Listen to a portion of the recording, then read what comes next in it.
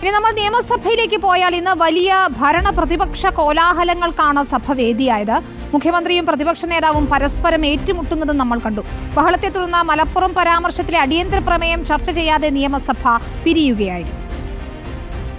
അതൊക്കെ മനസ്സിൽ വെച്ചാൽ മതി. അതൊന്നും എൻ്റെ അടുത്ത് ഏശില്ല കേട്ടോ. നല്ല കണ്ണാടിയിൽ നോക്കേണ്ടത് നിങ്ങളാണ്, ഞാനല്ല കണ്ണാടിയിൽ നോക്കേണ്ടത്. അതാദ്യം മനസ്സിലാക്കണം. എന്തുകൊണ്ടാണ് നിങ്ങൾ ഞാൻ പറയുന്നത് കേൾക്കാനുള്ള സന്മനസ് കാണിക്കാത്തത്? എന്തേ നിങ്ങൾ ഇവരെ ഇങ്ങോട്ട് തള്ളി വിട്ടത്?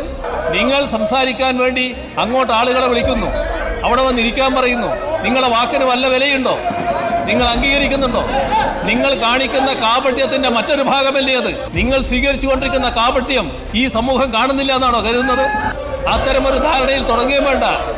സതീശനല്ല പിണറായി വിജയൻ, അത് മനസ്സിലായിക്കൊള്ളണം. സതീശൻ എന്ന് പറയുന്നത് കാപട്യത്തിന്റെ മൂർത്തീകരണമാണ്. ആ കാപട്യത്തിന്റെ മൂർത്തീകരണമല്ല ഞാൻ ഈ നാടിന്റെ മുന്നിൽ എപ്പോഴും നിന്നിട്ടുണ്ട്. എല്ലാ ഘട്ടത്തിലും കാര്യങ്ങൾ പറഞ്ഞിട്ടുണ്ട്. അത് ആ രീതിയിൽ തന്നെ പോവുകയും ചെയ്യും. അത് മനസ്സിലാക്കിയാൽ മതി. സർക്കാരിന് വേണ്ടി സർക്കാരിന്റെ താല്പര്യങ്ങൾ സംരക്ഷിച്ച് സ്പീക്കറുടെ കസേരയിൽ ഇരുന്നതിന്റെ കുറ്റബോധം കൊണ്ടാണ് അങ്ങ് എന്നോട് ചോദിച്ചത് ആരാണ് പ്രതിപക്ഷ നേതാവ്.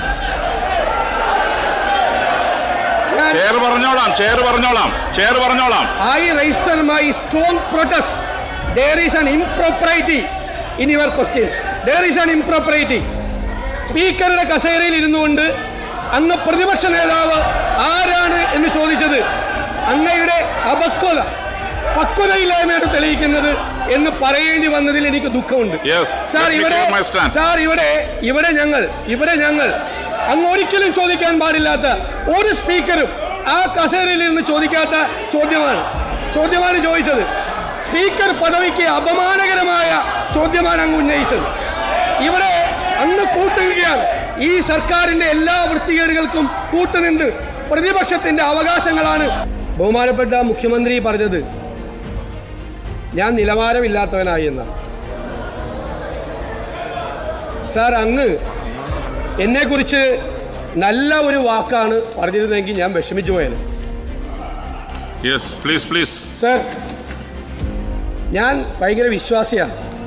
എല്ലാ ദിവസവും പ്രാർത്ഥിക്കുന്ന ഒരാളാണ്. എല്ലാ ദിവസവും പ്രാർത്ഥിക്കുമ്പോൾ ഞാൻ പ്രാർത്ഥിക്കുന്ന ഒരു കാര്യം അങ്ങേ പോലെ ഒരു അഴിമതിക്കാരനാകരുതെന്നും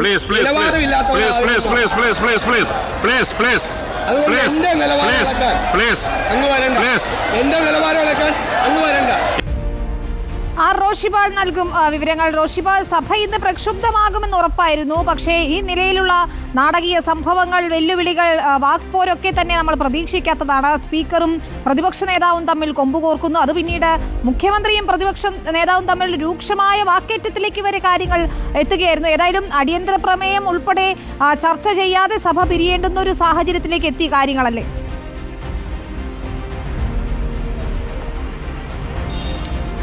വിനീത, തീർച്ചയായും മുഖ്യമന്ത്രിയും പ്രതിപക്ഷ നേതാവ് വി ഡി സതീശനും തമ്മിലുള്ള നേർക്കുനേർ വാക്പോരിന് നിയമസഭ ഇന്ന് സാക്ഷ്യം വഹിച്ചു. ഇതുവരെ സഭയുടെ ചരിത്രത്തിൽ ഇത്രയും സമയം മുഖ്യമന്ത്രിയും പ്രതിപക്ഷ നേതാവും തമ്മിലുള്ള ഇത്തരം പദപ്രയോഗങ്ങൾ പോലും ഉണ്ടായിട്ടില്ല. ഇന്ന് സഭയിലേക്ക് പ്രതിപക്ഷം എത്തുമ്പോൾ തന്നെ തയ്യാറെടുത്ത് തന്നെയാണ് എത്തിയത്. മുഖ്യമന്ത്രിക്കെതിരെ ആഞ്ഞടിക്കാൻ മുഖ്യമന്ത്രി ലക്ഷ്യമിട്ടുള്ള വലിയ തയ്യാറെടുപ്പ് UDFിൻ്റെ പാർലമെൻ്ററി പാർട്ടി യോഗത്തിലുണ്ടായിരുന്നു. ചോദ്യോത്തര വേളയിൽ തന്നെ നക്ഷത്ര ചിഹ്നമിട്ട ചോദ്യങ്ങൾ അത് നക്ഷത്ര ചിഹ്നമിടാത്ത ചോദ്യങ്ങളാക്കി മാറ്റിയതിലുള്ള പ്രതിഷേധം രേഖപ്പെടുത്തി നടുത്തളത്തിലിറങ്ങിയുള്ള വലിയ പ്രതിഷേധത്തിന് പ്രതിപക്ഷം നേതൃത്വം നൽകി. പിന്നീടാണ് ഈ ചോദ്യോത്തര വേള ബഹിഷ്കരിച്ച് പുറത്തുപോയപ്പോൾ ഈ മുഖ്യമന്ത്രിയും ഒപ്പം മന്ത്രി MP രാജേഷ് അടക്കം പ്രതിപക്ഷ നേതാവിനെ നടത്തിയ പരാമർശങ്ങൾ അതാണ് പ്രകോപനമായത്. പിന്നീട് തിരിച്ചെത്തിയ പ്രതിപക്ഷ നേതാവ് അതിരൂക്ഷമായ ഭാഷയിൽ സ്പീക്കറെ അടക്കം വിമർശിക്കുന്ന സാഹചര്യമാണ് ഉണ്ടായത്. വലിയ സംഘർഷം, ഏത് കയ്യാങ്കളിയിലേക്ക് കാര്യങ്ങൾ എത്തുമെന്ന് തോന്നിപ്പിക്കുന്ന രീതിയിലായിരുന്നു സഭയിലെ അന്തരീക്ഷം. ഇടയ്ക്ക് പ്രതിപക്ഷ അംഗങ്ങൾ നടുത്തളത്തിൽ നിന്നും അവിടെ പടിക്കെട്ടുകൾ കയറി സ്പീക്കറുടെ തൊട്ടടുത്തെത്തി അവിടെ വാച്ച് ആൻഡ് വാർഡർമാർ ഇടപെട്ട് മാത്യു കോൾനാടൻ അടക്കമുള്ളവർ ബലം പ്രയോഗിച്ചാണ് താഴേക്കിറക്കിയത്. ആ സമയത്ത് ഭരണപക്ഷ അംഗങ്ങളും നടുത്തളത്തിലേക്ക് ഇറങ്ങാൻ ഒരുങ്ങി. മുഖ്യമന്ത്രിക്ക് പിന്നിൽ അണിനിരക്കുന്ന ഒരു സാഹചര്യമുണ്ടായിരുന്നു. അവിടെയാണ് ഈ കാര്യങ്ങൾ കൈവിട്ടു പോകുമെന്ന് തോന്നിയത്. ഉടൻ തന്നെ സ്പീക്കർ തിരക്കിട്ട് നടപടിക്രമങ്ങൾ പൂർത്തിയാക്കി സഭ ഇന്നത്തേക്ക് നിർത്തിവെക്കുകയായിരുന്നു. ഏതായാലും അനിതര സാധാരണമായ സാഹചര്യമാണ് ഇന്ന് സഭയിൽ ഉണ്ടായതെന്ന് പറയാതെ വയ്യ. കാരണം അത്രയും രൂക്ഷമായ ഭാഷയിലാണ് മുഖ്യമന്ത്രിയും പ്രതിപക്ഷ നേതാവും തമ്മിൽ വാക്കേറ്റവും ഉണ്ടായത്. ഏതായാലും വരും ദിവസങ്ങളിലും ഈ പ്രതിഷേധം അതേ രീതിയിൽ തന്നെ തുടരും എന്നാണ് പ്രതിപക്ഷ നേതാവ് വി ഡി സതീശൻ ഈ സഭാ സമ്മേളനം ഇന്ന് കഴിഞ്ഞതിന് ശേഷം മാധ്യമങ്ങളോട് പറഞ്ഞത്.